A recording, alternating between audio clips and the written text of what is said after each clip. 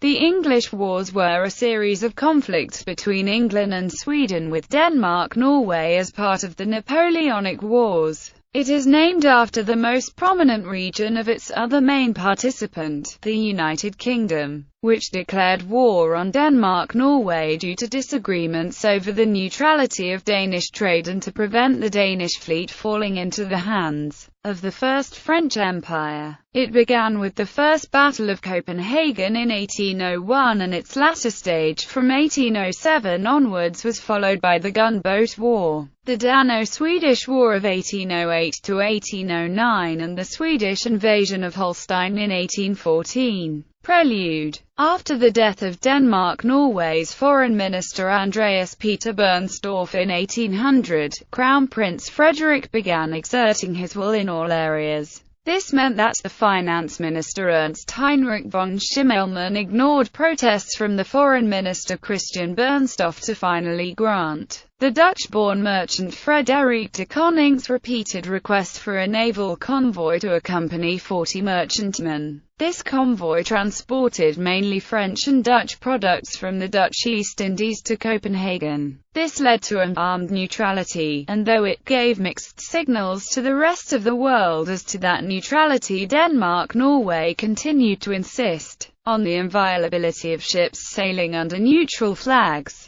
Several other such convoys set out the following day, and these were given orders to resist if foreign naval ships attempted to examine the papers or cargoes in ships under the Danish flag. Whatever the size of the force the convoy was faced with, this was a high-risk strategy since many non-Danish ships were sailing under the Danish flag to gain their neutrality benefits. And though the policy proved profitable in its first year, it also drew diplomatic protests from the United Kingdom. In December 1799, an English sailor attempting to check a Danish-flagged ship at Gibraltar was killed. When in 1800 it appeared that Russia would head a new League of Armed Neutrality, Great Britain reacted. In summer that year, having a squadron of 130 guns try to board a Danish convoy escorted by the 40-gun frigate Freya at Ostend. In accordance with his orders, the captain of the Freya refused and gave battle, but was forced to strike its flag after an hour. This led to Denmark-Norway asking Russia to join the armed neutrality, though in August a British fleet arrived off Copenhagen. Under threat of a British bombardment, Christian Bernstorff promised to stop convoys temporarily while Denmark and the United Kingdom set up common rules on how and when convoys were to be used. The following month, the Russian ambassador arrived in Denmark with a formal invitation for the country to join the League of Armed Neutrality together with Sweden, Russia and Prussia, which it did in December 1800.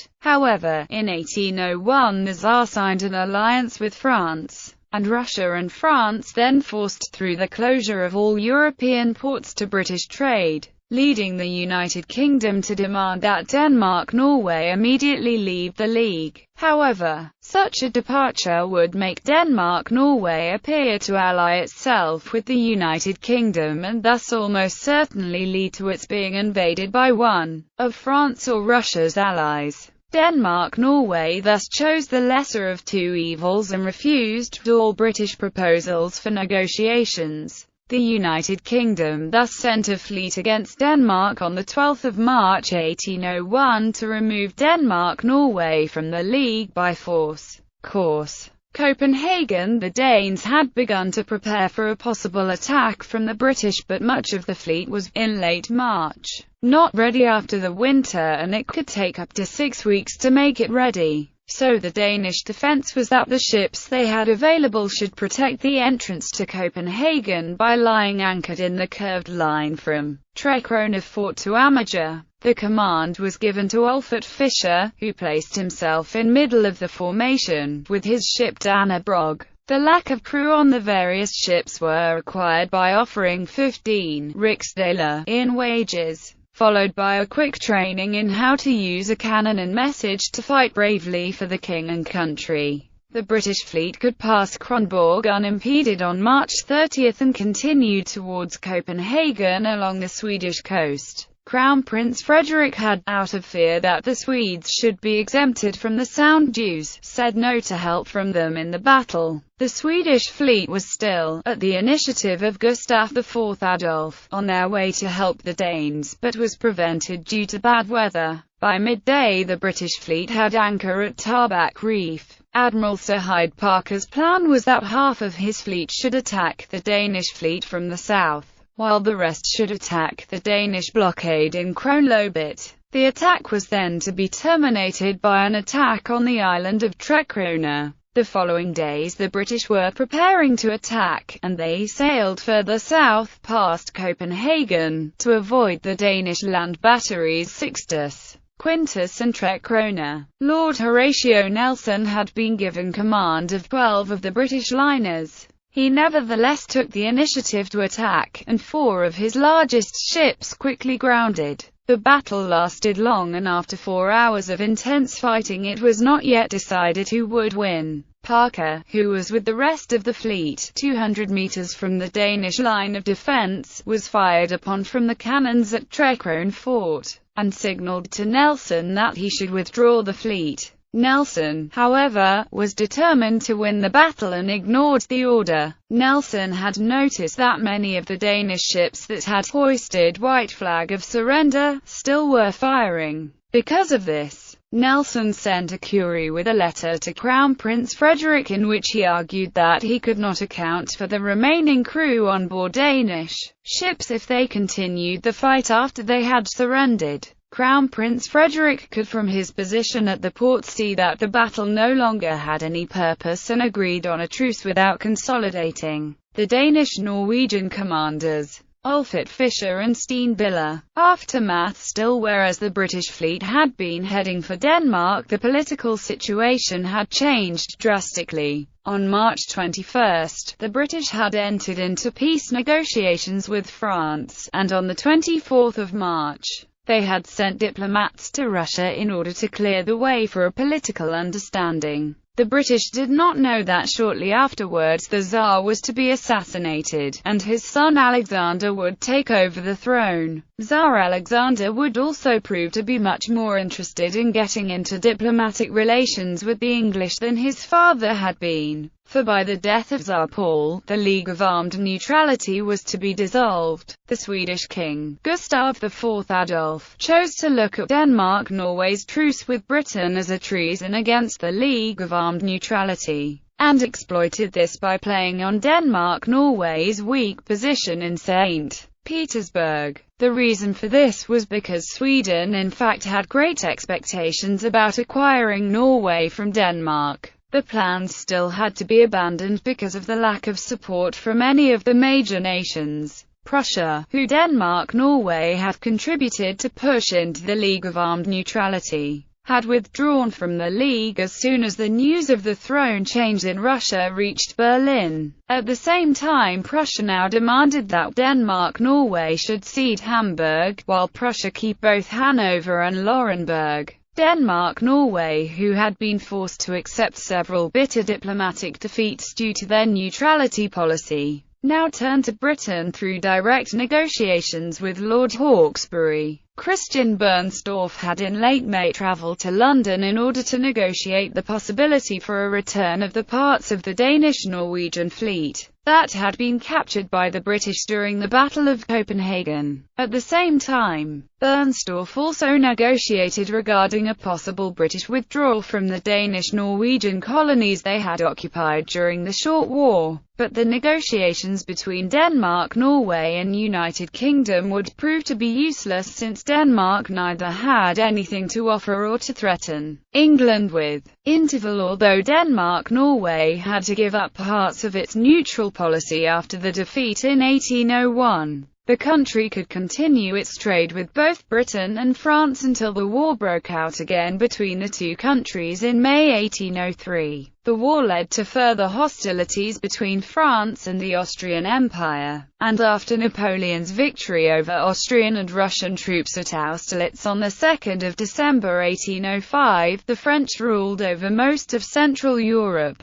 During the summer of 1806, war also broke out between France and Prussia, and French forces began to advance rapidly towards Denmark's borders after the decisive victory over Prussia at Jena on 14 October 1806. Denmark was now forced to react, and Crown Prince Frederick stationed the majority of his army in Holstein, both as a proof that he did not want to participate in the hostilities in northern Germany and as protection in case of a French invasion. But it would gradually get worse for Denmark-Norway to maintain its neutrality, and especially after Napoleon's final defeat of Prussia in the autumn of 1806. When the French Emperor on 21 November that year declared the founding of the continental system against the United Kingdom. This blockade that would close the entire European continent from trading with Britain, led the United Kingdom, as a reaction, to declare prohibition of neutral ships to trade with France and its allies. After the treaties of Tilsit on July 7, 1807, Russia also joined the continental system, as well as France, and Russia agreed to force the other neutral European countries to join the blockade. When this became known, the United Kingdom decided to make Denmark-Norway an ultimatum. Denmark should either join the British alliance, and place its fleet under British command, or disclose the fleet as collateral for its continued neutrality. The reason for this ultimatum was some suspicion that Denmark would incorporate its fleet with the French, or the fear that the French would secure the Danish fleet through military means. For Crown Prince Frederick, the British demands were unrealistic, because if Denmark allied itself with Britain, the country would be attacked by France, and the possibilities for Swedish and British forces to be able to help Denmark in defending the country was minimal. Copenhagen. Since Denmark-Norway refused to accept the British ultimatum, the British chose to land a major force in Zealand at Vedbæk on 16 August, 1807 without any formal declaration of war, and since King Christian VII and Crown Prince Frederick was in Holstein with the majority of the Danish army, the newly appointed commander Ernst Payman had to face the British invaders with an inferior number of untrained militia. The British quickly initiated the siege of Copenhagen, and minor skirmishes occurred south of the capital. On 29 August, a large force of the Danish militia were also defeated at Kodje by British forces under the command of Sir Arthur Wellesley. Since any attempt to defeat the British land forces failed, and since the Danish fleet not were ready for battle, the Danes prepared for a British assault on the capital. But the attack never came, because instead of attacking Copenhagen, the British began to bombard the city. The bombardment lasted from 2 to 6 September and struck to the greatest extent the civilian population, with 1,600 dead and an equal number of wounded. After the bombardment on 6 September, Payman gave up and surrendered the city unconditionally to the British.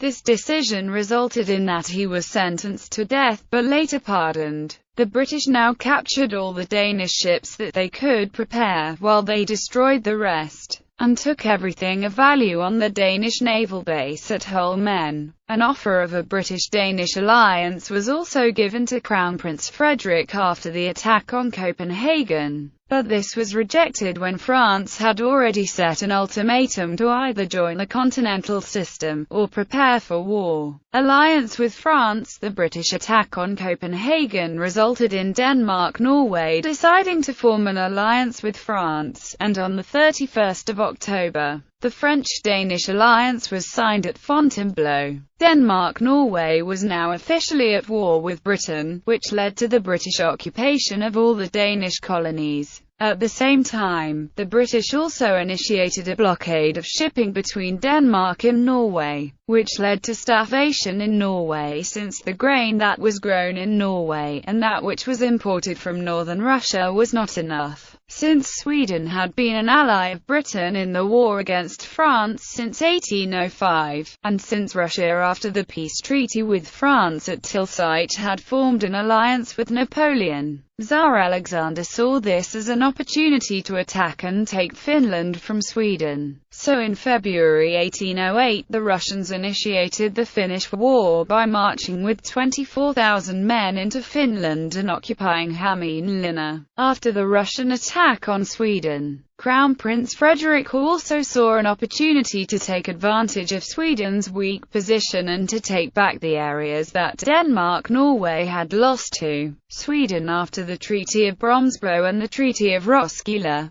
Denmark had also, through the agreement at Fontainebleau, promised to help the French and the Russians in a possible attack against Sweden. So on March 14, 1808, one day after the death of King Christian VII, Denmark-Norway also declared war on Sweden. As a result of this declaration of war, Napoleon had chosen to send an auxiliary corps, consisting of troops from France, Spain and the Netherlands, to Denmark. The troops were led by the French Marshal Jean-Baptiste Bernadotte, and should along with the Danish-Norwegian troops have launched an invasion of Skane. But Bernadotte's troops never got further than Zealand since the ice began to break up in the straits between Kattegat and the Baltic Sea as early as in mid-March, and the appearance of the British fleet made it difficult to cross over to Sweden. Bernadotte's troops then had to be accommodated in Kolding, where they also started the fire at Koldinghus.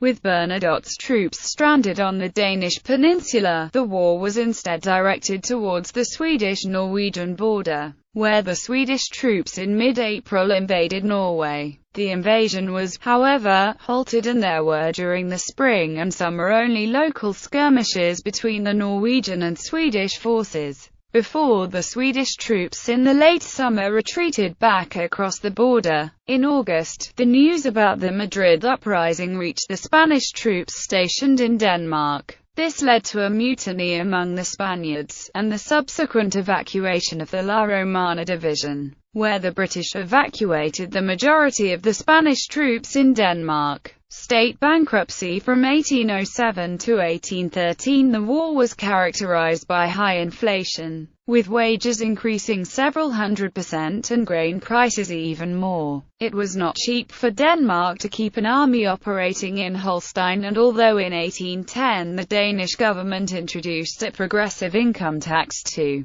cover the deficit, it did not have the administrative machinery needed to get this new system to work, but instead tried to make up the deficit by printing more and more banknotes. From 1806 to 1813 the currency's total face value increased sixfold, but the note's real value significantly decreased. Thus the state itself went bankrupt. Trying to remedy the situation by rushing through a regulation on 5 January 1813 for a change in the monetary system. The regulation determined that a new foreign bank would replace the old banks and start minting new coins with values fixed against foreign banknotes. This made minor savers, people with their money tied up in government bonds, or people holding higher value banknotes relatively poor. Bibliography. Bergoas, Erik Lerdrup, Hofting, Niels. Danmark og Napoleon. Hovedland. ISBN 978-87-7070-061-0. Feldbach, Ole.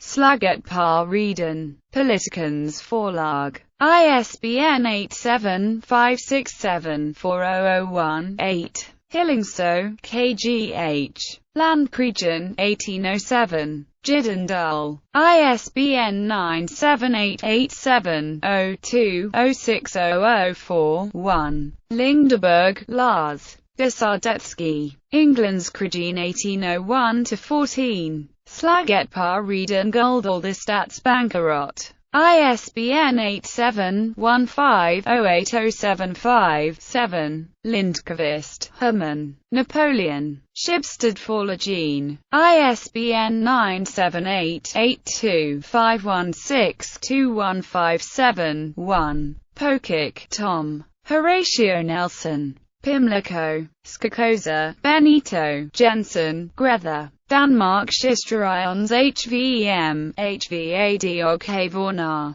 Politikens Forlag. ISBN 87-567-6094-9. Skakosa, Benito. Politikens Bog om Dansk Monarker. Politikens Forlag. ISBN 87-567-5772-7. Sundberg, Ulf. Svenska Krig, 1521–1814. Stockholm. Hjalmarsson and Hogberg. ISBN 91-8908-014-9.